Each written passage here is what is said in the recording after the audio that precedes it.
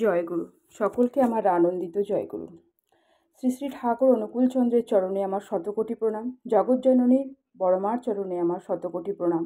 আজকের বিষয়, ঠাকুর একটি গল্পের মাধ্যমে বলেছেন কিভাবে সংসারের মায়ায় পড়ে আমরা আমাদের ইষ্টকে মানে ঠাকুরকে জীবন থেকে সরিয়ে দিই। এবং এই বিষয় থেকেই আরেকটি বিষয় আসছে, যেটা সংসারের ভেতর থেকেও সাংসারিক কর্মের মাধ্যমেও থেকেও আমরা ইষ্টের কাছ থেকে দূরে সরে যাব না। যেমন আমরা মঙ্গলের অধিকারী হব, তাই আমি ঠাকুরকে বলা কিছু কথা আমি আপনাদেরকে বিশ্লেষণ করে বলছি। আমাদের এই সংসার মায়ার দ্বারা আবৃত, সংসার মায়ার অধীন, তাই আমরাও ঠাকুরকে ভুলে মায়ার অধীন হয়ে সংসাররূপী মায়ার মধ্যে হাবুডুবু খাচ্ছি। কিন্তু এই মায়া কার অধীন জানেন? এই মায়া হলো পুরুষোত্তমের অধীন। এই মায়ার অধিকারী হলেন আমার ঠাকুর। আমার সংসার এই মায়ার অন্ধকারে পড়েছি, উঠেছি, আবার ওই দিকেই ছুটে চলেছি। আমরা সংসারের মায়ায় কেবল ভাবে বাঁধা পড়ে আছি। তাও একটা ছোট্ট গল্পের মাধ্যমেই বলি। আমরা যেমন ঠাকুরের নাম ও ধ্যান করার সময় 2 থেকে 3 মিনিট করার পর দেখবেন কোথা থেকে কি যে চিন্তা মাথার মধ্যে চলে আসে বুঝতেও পারি না। আবার 2 থেকে 3 মিনিট করার পর দেখবেন মাথায় আবার ঠাকুরের চিন্তা নেই, শুধু সংসার, সংসার আর সংসার। তাই ঠাকুর একটি গল্পের মাধ্যমে সেটা বুঝিয়ে দিয়েছেন। একটা সাধু ছিলেন, তার ঘরে যেসব জিনিস ছিল সেগুলি সব ইঁদুরে কেটে দিত। তাই ইঁদুরের হাত থেকে রক্ষা পাওয়ার জন্য সাধু একটি বিড়াল পুষলেন। এবার বিড়াল তো পুষে নিলেন, কিন্তু বিড়ালকে তো খাবার দিতে হবে, আর বিড়াল দুধ খেতে ভালোবাসেন। তখন কি করবেন? সাধু দেখলেন যে বিড়ালকে দুধ খেতে দেওয়ার জন্য একটি গরুর দরকার। তখন তিনি একটি গরু পুষলেন। এবার গরু যখন পুষলেন, গরুকে রাখার জন্য তো একটা জায়গার দরকার। তখন তিনি একটি গোয়াল ঘর বানালেন।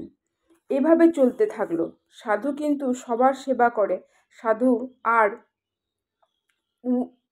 মানে ঠাকুরের দিকে আর তার ঝোঁক নাই। তাই তখন ভেবে চিনতে তিনি দেখলেন যে এই সব কিছু করে তিনি আর পেরে উঠতে পারছেন না। তাই তিনি সংসার ধর্মের কথা চিন্তা করলেন। এবার তখন তিনি ভাবলেন, তাহলে এবার একটা বিয়ে করা যাক। এবার তিনি বিয়েও করলেন। তার স্ত্রীর ভরণ পোষণ এবং যে কুকুর বিড়াল পুষেছেন তাদের সেবা, এই সব কিছু নিয়ে তিনি সংসার জীবনে এমন ব্যস্ত হয়ে গেলেন, তিনি কোথায় গেলেন সাধুর ভজন আর আরাধনা, এই নিয়ে তিনি মেতে উঠলেন। তাই তিনি হন্যে হয়ে ঘুরে বেড়াচ্ছেন। আর যদি কেউ জিজ্ঞাসা করছেন, তখন তিনি বলছেন, বিয়ে করেছি, স্ত্রীর প্রতি তো একটা কর্তব্য তো আছেই। কিন্তু ইষ্টকে নিয়ে যার প্রথমত প্রধান কর্তব্য, সেই কর্তব্যের কথা তার একবারও মনে পড়ে না। ওই একটি ইঁদুরকে তাড়ানোর জন্য যে বড় সংসার উনি বেঁধে নিয়েছেন এবং সকলের কথা ভাবতে ভাবতে নিজের ইষ্টকে যে ভুলে গেছেন, তা তিনি একবারও বুঝে উঠতে পারছেন না। তেমনি আমরাও আজ আমাদের সংসারে বাবা মা, কাল স্বামী, সন্তান, শ্বশুর শাশুড়ি, আবার এই সংসার নিয়ে আবার আমরা ইষ্টের থেকে যেন দূরে সরে যাচ্ছি।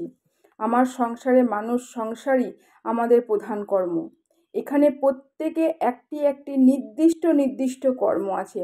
স্বামীর কর্ম, পিতার কর্ম, স্ত্রীর কর্ম, মাতার কর্ম, প্রত্যেকের একটা নির্দিষ্ট কর্তব্য আছে। আমাদের প্রত্যেকটা কর্ম যদি ইষ্টের জন্য হয়, ইষ্ট স্বার্থের জন্য হয়, ইষ্ট প্রতিষ্ঠানের জন্য হয়, তবে তা খানিকটা হলেও মঙ্গলের অধিকারী হব। এই প্রসঙ্গে ঠাকুর আলোচনা প্রসঙ্গে বলেছেন, ইষ্টের জন্য আপ্রাণ হয়ে উঠলে তখন সংসার ইষ্টার্থ হয়ে ওঠে। কিন্তু দিন অভাব, অভিযোগ টানাটানি চলতে থাকে।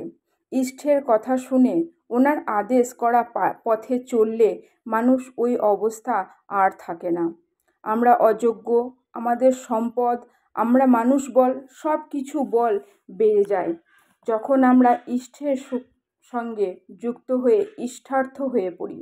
কাজ করতে শুরু করেছি, তখন আমাদের পারিপার্শ্বিক আমাদের দুঃখ দূর করার জন্য উঠে পড়ে লেগে পড়েন।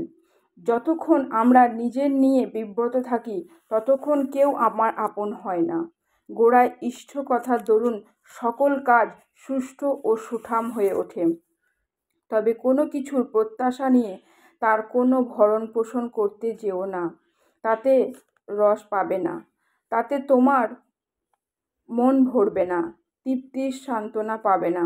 তাই ঠাকুর বলেছেন, ইষ্টার্থে যদি ঠিক থাকে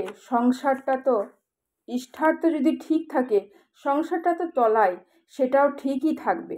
যদি ইষ্টকে অধিকারী হয়ে আমরা মধ্যে অহংকার আসবে না, আমার আবার কিছু আর থাকবেও না, আমি কষ্টও থাকবো না, আর কাতরও হব না। তাই তো ঠাকুরের বাণী দিয়েছেন, ইষ্টার্থে উদাম নেশায় স্বার্থগন্ধ ঢুকলো যেই, ব্যর্থ হলো চর্চা চলন, বোধ তপনা ভাঙল সেই। পরমপিতার রাতুল চরণে সকলের মঙ্গল প্রার্থনা করি। পরমপিতা যেন সকলকে ভালো রাখেন এবং পারিপার্শ্বিক সকলেই যেন ভালো এবং সুস্থ থাকেন।